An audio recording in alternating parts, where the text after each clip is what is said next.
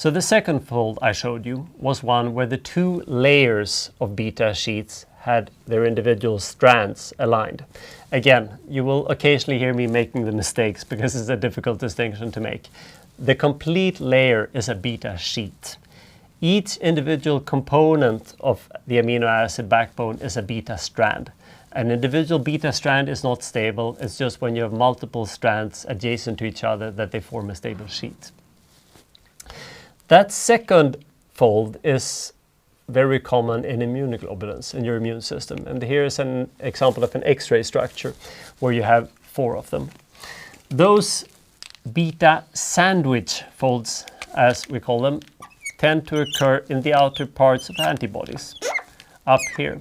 So they're very common regions for binding things, where you have an antigen on a cell. An antigen is the part that the antibody binds, while the antibody itself is the part of our immune system that's recognizing them. There are a couple of reasons for that, but it turns out that beta sheets are frequently very efficient binding domains.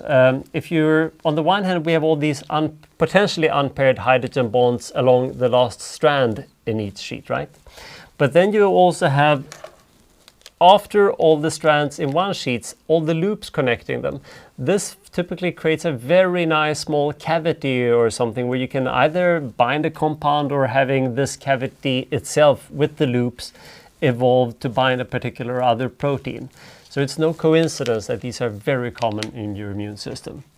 And again, this particular fold we tend to call beta sandwich. Now, in practice, things are not crystal clear. You might have seen that in the previous slide. It's definitely not the case that one of them has the angle 0 degrees between the strand and the other one is 90. So how do we classify these? Well, half of it is based on humans, and humans make errors. In many cases, we tend to classify things more based on evolution, because you could argue that if there are many immunoglobulins, it makes sense that we group all of them in one fold, even if some of them have evolved to start to deviate a bit. While in other cases, if we had many of the fatty acid binding proteins, in the extreme case, one of those folds might have evolved to have almost the same angle as the immunoglobulins.